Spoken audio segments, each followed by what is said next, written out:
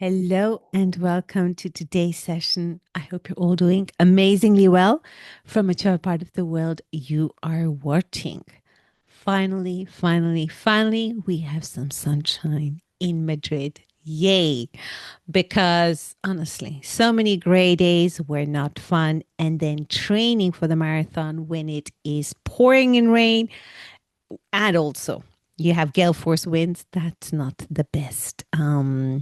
I was not enjoying the training, I can tell you that much. So I'm so happy to see that we're finally having some sunshine.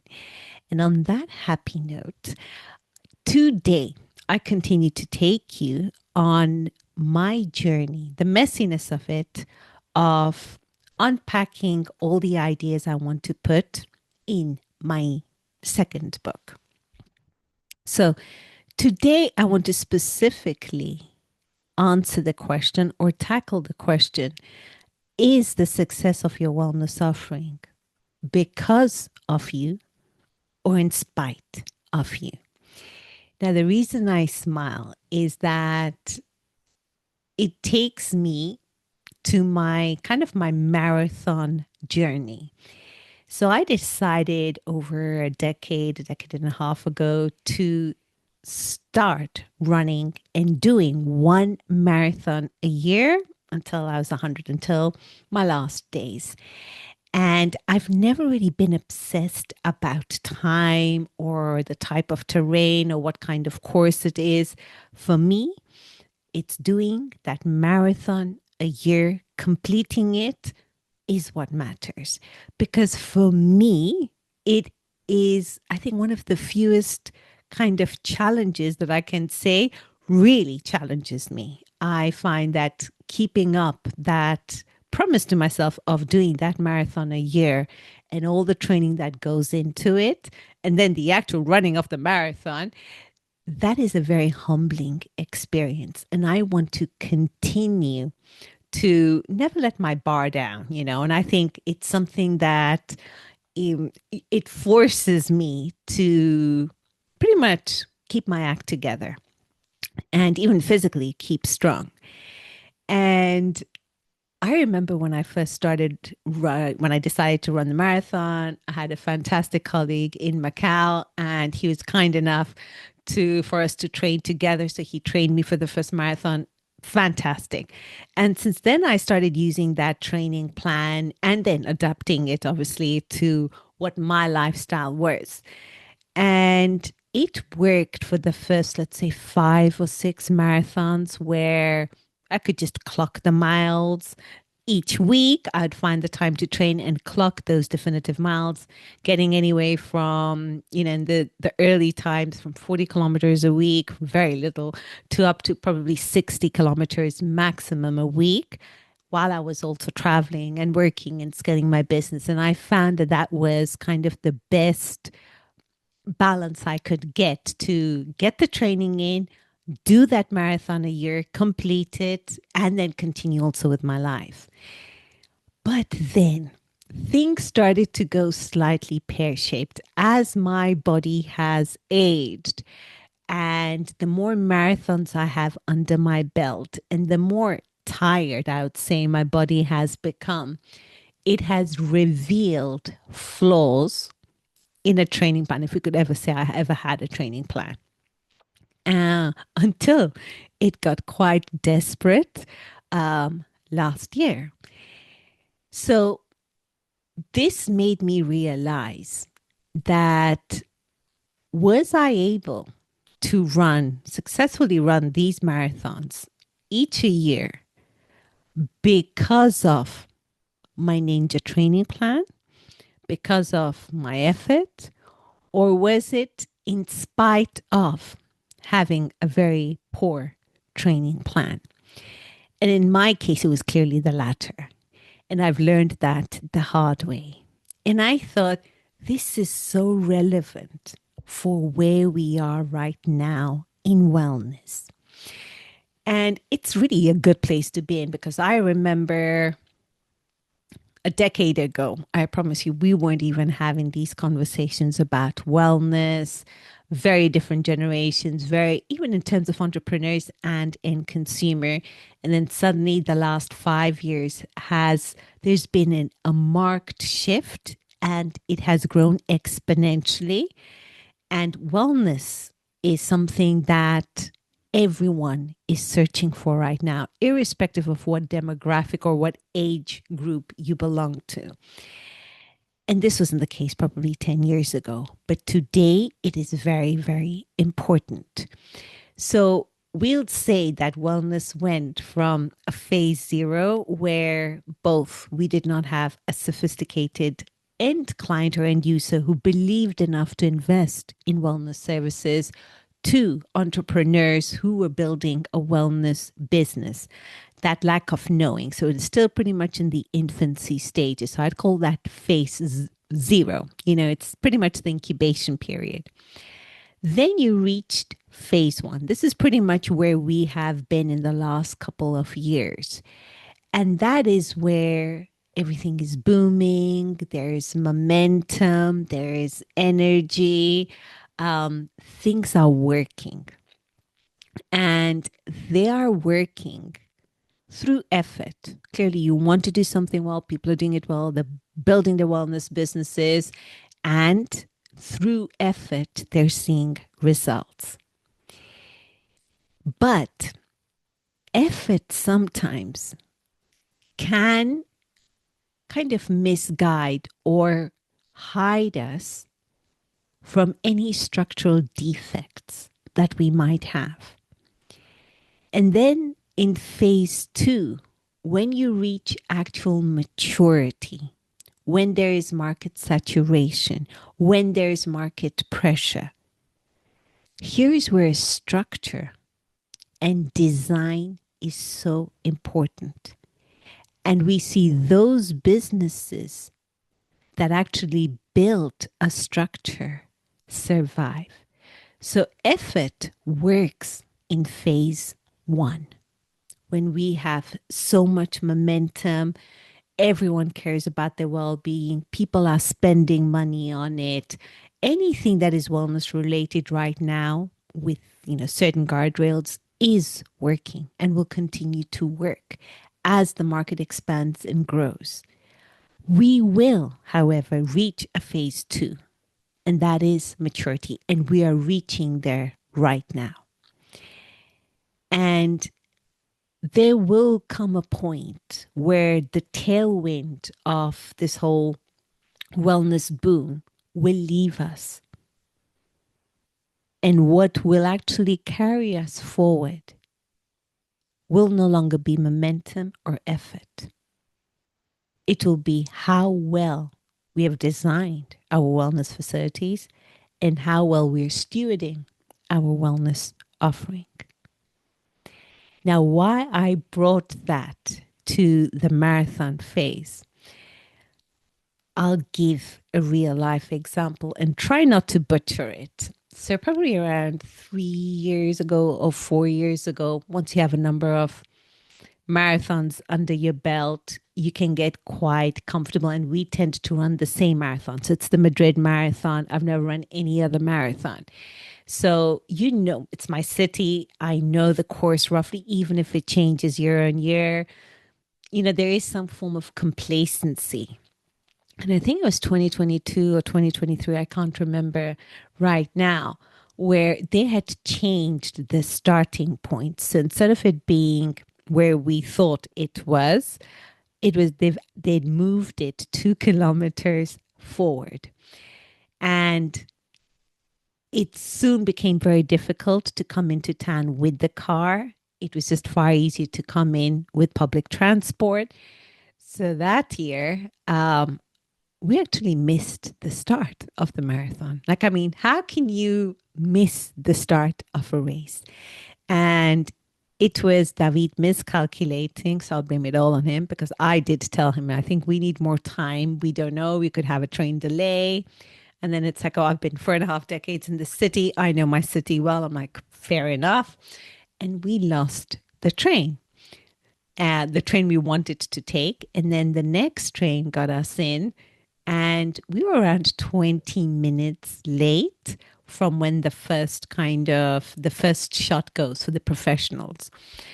And when we got out of the train station, we suddenly realized that the start point wasn't where we thought it was. It was 2 or 3 kilometers further down the road. So you can imagine you have all the kit, the gear, and you're trying to run to the tail of, chase the race basically. And this year we didn't get registered for the run. So, I mean, we don't show up because we were late and they had packed up everything and they couldn't register us in. Anyway, they couldn't clock us in. So that year I ended up running 45 kilometers and it just started off on a bad note. It is, I think, one of the marathons I have most suffered in because I was just not mentally, I couldn't get into the zone. And, sprinting the first 3 kilometers is not intelligent. And that's what we did. And then it was just a very difficult marathon. And I thought I had learned from there. Until last year, things went terribly pear shaped. And I had a lot of travel plans. I was traveling and I was getting the bare minimum of training done. So I thought if I have to run 42 kilometers is the actual marathon. So 42 kilometers, if I clock that a week, there's no way I can get to 60 kilometers with all my travel. And I took my weekend runs up to 27 kilometers, 30 kilometers, and then, 1 or 2 days during the week. Now, clearly, everyone, any sane person would know that that's not going to get you your marathon training. And last year, in kilometer 30, they started wrapping up, the actual, you have to run over some kind of meters or something that you have to run over that clocks your time.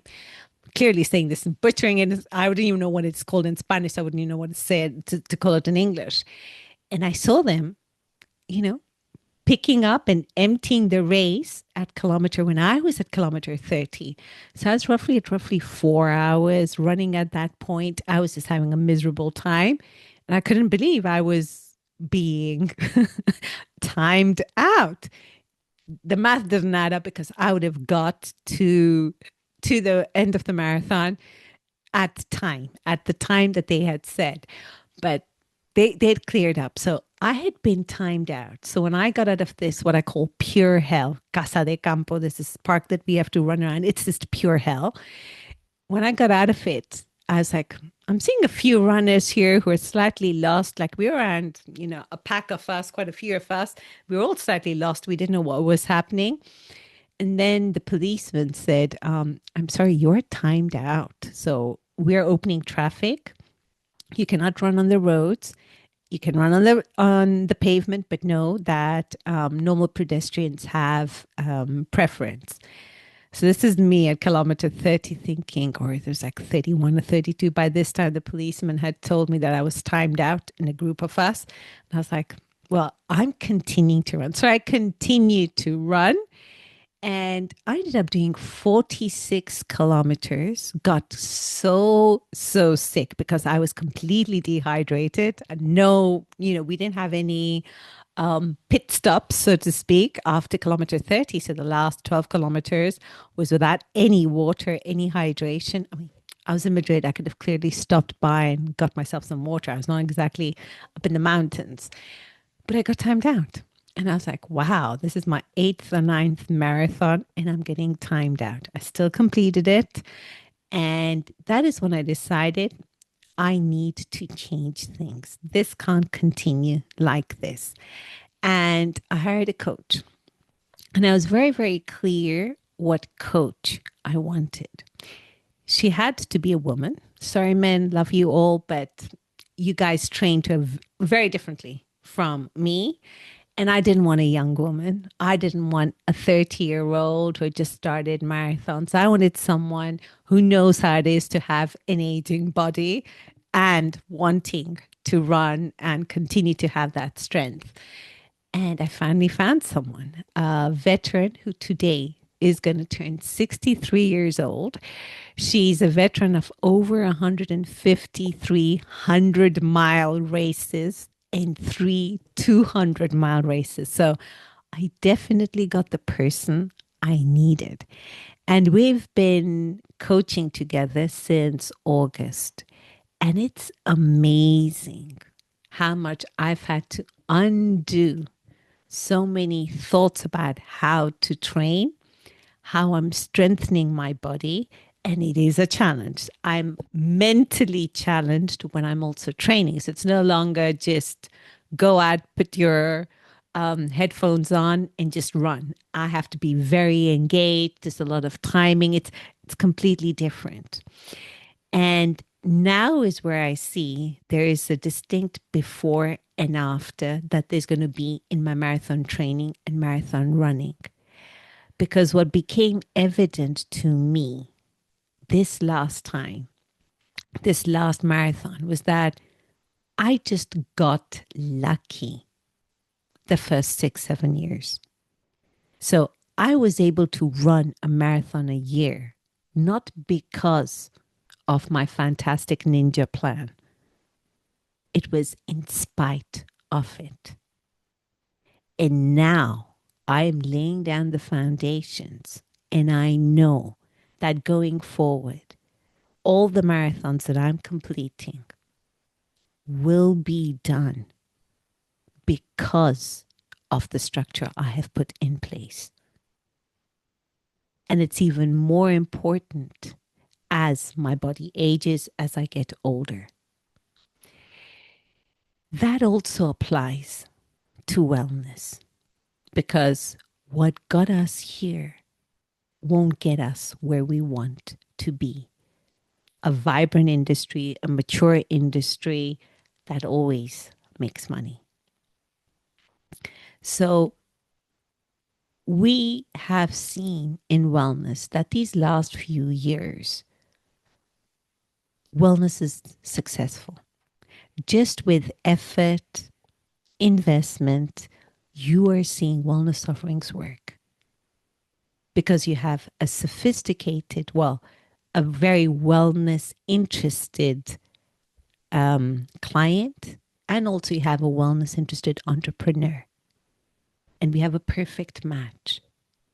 And wellness businesses, when they're done well, they're set up well, they work. But what moves them still is effort. It's the momentum.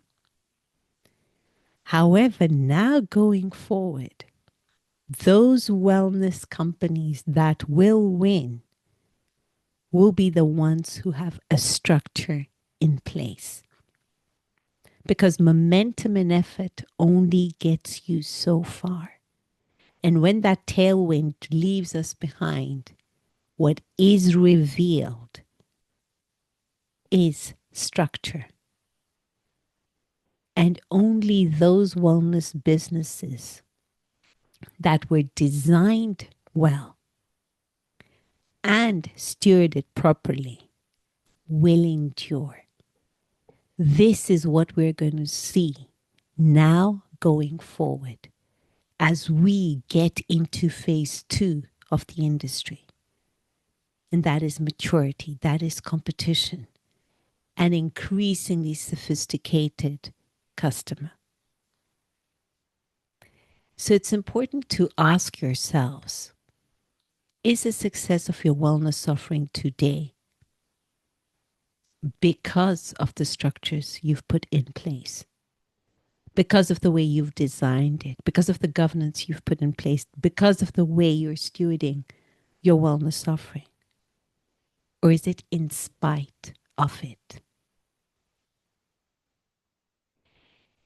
And if we don't work on putting the right structure in place for our wellness offerings, we are going to see many wellness businesses going forward closing or suffering or struggling as the market gets increasingly competitive, more mature, and as I mentioned, a more sophisticated client.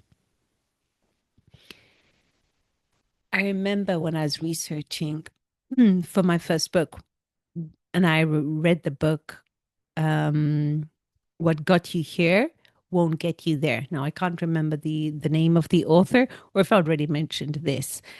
Um, but clearly, what got us here, set up a beautiful wellness offering, get the right people, the right passion, and it'll work. And it is working.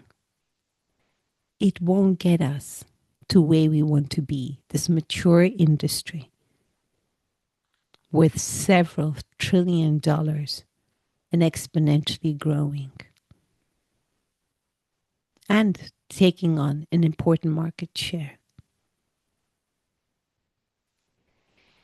So, in my book, I want to address this next phase, this next era we see wellness getting into. And I think now's the right time, to sit down and think, is my wellness offering well designed? If a storm hits, will this ship sink?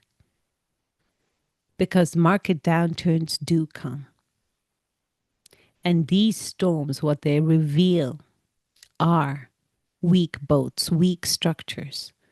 But what they don't do is sink a ship. What sinks your wellness ship, what reveals the weakness of your actual your wellness ship is how you designed it. So now is the time where we should be sitting down and looking at how are we designing our wellness offerings. And it is not too late to go back and put the right structure in place to position us properly for what's coming in the next era of wellness. So, my wellness leader friends, I hope you found that useful. Wishing you all a wonderful day ahead. Take care now.